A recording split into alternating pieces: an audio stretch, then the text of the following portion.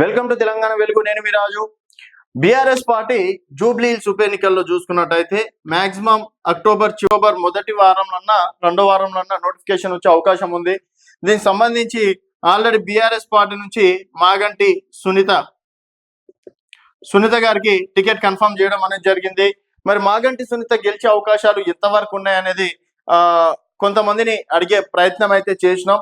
ఇక్కడ కాంగ్రెస్ ప్రస్తుతం అధికారంలో ఉంది. కాంగ్రెస్ ప్లస్ ఎంఐఎం ఉంటే ఇక్కడ ముస్లిం ఓట్ బ్యాంక్ అనేది చీలిపోకుండా ఉంటది. దాదాపు ఒక 40,000 ఓట్ల వరకు కాంగ్రెస్ ఎంఐఎం కనుక, ఎందుకంటే కాంగ్రెస్ పార్టీకి ఒక 20,000 ఉన్న ఎంఐఎం పార్టీ ఒక 15,000 వరకు ఎంఐఎం ఓట్ బ్యాంక్ అనేది ఉంటుంది.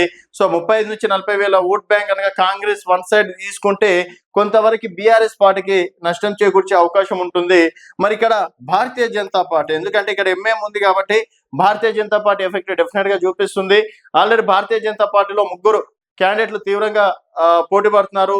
లంకాల దీపక్ రెడ్డి గతంలో పోటీ చేయడం అనేది జరిగింది. దాదాపు 25,000 ఓట్లు రావడం అనేది జరిగింది. తర్వాత కీర్తి జటూరి, అలాగే పద్మ వీరపనేని, వీళ్ళు కూడా ఈ 3 క్యాండిడేట్లు భారతీయ జనతా పార్టీలో నుంచి ఉన్నారు.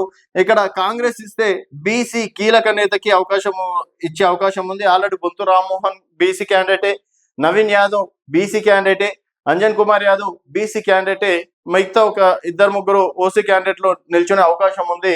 సో ఇక్కడ బీసీ వాదన అనేది కాంగ్రెస్ పార్టీ తీసుకెళ్లే అవకాశం ఉందని చెప్పేసి కూడా చెప్పుకోవచ్చు. మరి ఇక్కడ భారతీయ జనతా పార్టీ కూడా బీసీ అభ్యర్థికి అవకాశం ఇస్తే బీసీ ఓట్ బ్యాంక్ చీలి భారతీయ జనతా పార్టీకి ఎంతో అవకాశం ఉంటుంది. మరి మాగంటి సునీత గారు అంటే డెఫినెట్ గా ఇప్పుడు బీఆర్ఎస్ ఓట్ బ్యాంక్ అనేది ఒక లాస్ట్ టైం 80,000 ఓట్ల వరకు వచ్చినాయి.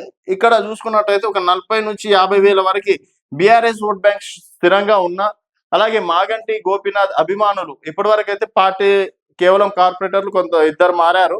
తర్వాత మాగంటి గోపీనాథ్ అభిమానులు ఉన్నారు. సో ఒక సెంటిమెంట్ అనేది వర్కౌట్ అవుతుంది.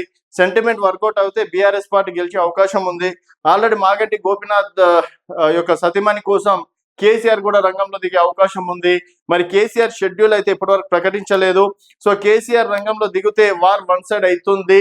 అలాగే కేటీఆర్, హరీష్ రావు, త్రిబుల్ షూటర్ హరీష్ రావు కూడా మాగంటి అంటే జూబ్లీ హిల్స్ ఉప ఎన్నిక మీద తీవ్రంగా శ్రమిస్తున్నారు. సో వీళ్ళు 3 అనుకుంటే బీఆర్ఎస్ పార్టీ గెలిచే అవకాశం ఉంది. ఒకటి సెంటిమెంట్, ఒకటి తోడయ్యే అవకాశం ఉంది.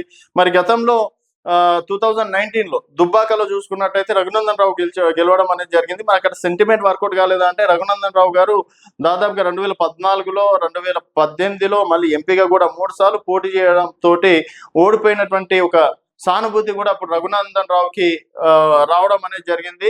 సో ఒకవేళ సెంటిమెంట్ వర్కౌట్ అయితే బీఆర్ఎస్ పార్టీ గెలిచే ఛాయిస్ ఉందని చెప్పేసి కూడా చెప్పుకోవచ్చు. చూస్తూనే ఉండండి తెలంగాణ వెలుగు.